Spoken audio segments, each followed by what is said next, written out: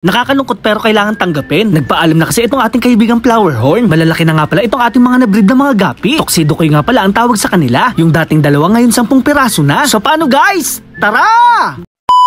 Medyo malungkot nga pala ngayon si Kuya Bimacho Nurin. Nagpaalam na kasi itong ating kaibigang Flowerhorn. Binuli kasi siya ng kasama niya sa aquarium. Sinubukan pa nga natin tong i-recover. Napakadami kasi ng kanyang sugat at halos maubos ang kanyang buntot. Ang kaso nga lang guys, hindi na siya nakasurvive. Kaya naman kailangan na natin siyang ilibing. Hindi nga pala ako nagpapakain sa ating mga monster fish ng isda na nadedo na. Kahit paano kasi meron tayong puso pagdating sa mga hayop. Imbis na yun ang gawin natin, ililibing ko na lang sila. Masaya naman ako dahil mapayapa sila makakapunta ng langit. Binisita ko nga itong ating mga alagang gapi. Parang kailan nga lang ay mga fry pa sila. Malalaki na nga pala sila at nakikita ko na ang kanilang mga potensyal. 2 piraso nga lang pala sila noon pero ngayon nakapagpadami na. Ipapakita ko naman sa inyo kung gaano sila kaganda. Isa nga pala ito sa mga paborito kong gapi. Medyo may kamahalan nga pala ang presyo nito. Nagre-range nga pala ang pair nito ng 550 pesos. Mabuti na nga lang napadami ko sila bago mawala ang ating breeder. Hindi ko nga alam baka kinain na sila ng ating hipon.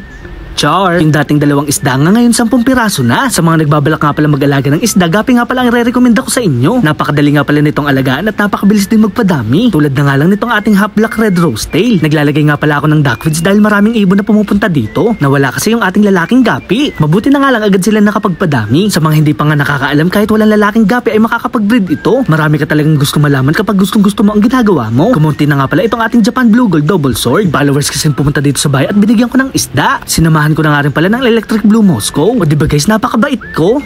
Char! Meron din pala tayong metal snake skin blue tail. Medyo matagal-tagal ko na nga rin pala itong hindi napapalitan ng tubig. Kahit ganun pa man, nabuhay pa rin sila at nakapagpadami. May nakita kasi ako dito ang maliliit fang fry. Tamang-tama nga dahil maglilinis tayo ng kanilang aquarium. Medyo nakakapagod din pala kapag maglilinis ka ng aquarium. Lalo na kapag sabay-sabay at marami ang ating inaalagaan. Sobrang kapal na rin pala ng lumot nito at hindi ko na sila dito nakikita. Tubig nga lang pala ang ating panlinis at hindi tayo gumagamit ng sabon. Nakakasama kasi sa ating mga alagang isda at maaari silang madedo. At dahil mainit ang panahon, maglalagay tayo ng mga bato. Nakakatulong nga pala itong magpalamig ng ating tubig. Maganda nga rin pala sa ating aquarium na mayroong mga ganito. Pagkatapos nga ilalagyan mo pa ng magagandang halaman. Para na nga rin pala itong filter na nakakapagpalinaw ng tubig sa ating aquarium. Speaking of halaman, maglalagay tayo ng water plants. Magpapadami nga pala tayo nito para magandang tingnan. Una ay maglalagay muna tayo ng mga lupa. Nagawa ko na nga pala ito sa iba pang mga alaga nating isda. Sobrang laki na nga pala itong ating tinanim na halaman. Napakalamig nga pala sa mata kapag mayroong mga water plants. Naglagay na nga rin pala ako ng mga bato para hindi kumalat ang ating lupa. Huwag nyo din pala kakalimutan mag-acclimate. Kung wala nga pala kayong water conditioner, pwede nga pala itong Talisa Extra. Napakarami nga palang benefits nito para sa ating mga alaga. After 30 minutes nga ng pag-acclimate, pwede na natin silang isalin. Medyo naninibago pa nga sila dahil malinis na ang kanilang paligid. Kitang-kita na nga rin pala dito ang kanilang ganda. Agad ko na nga rin pala makikita kung madumi na ba ang kanilang tubig. Napakasarap na nga pala mag-sightseeing dito tuwing umaga. Lalo na kapag nag-aalmusal at merong mainit na kape. So ano pang hinahantay nyo guys? Maglinis na rin kayo ng inyong aquarium. O paano guys, hanggang dito na lang. Maraming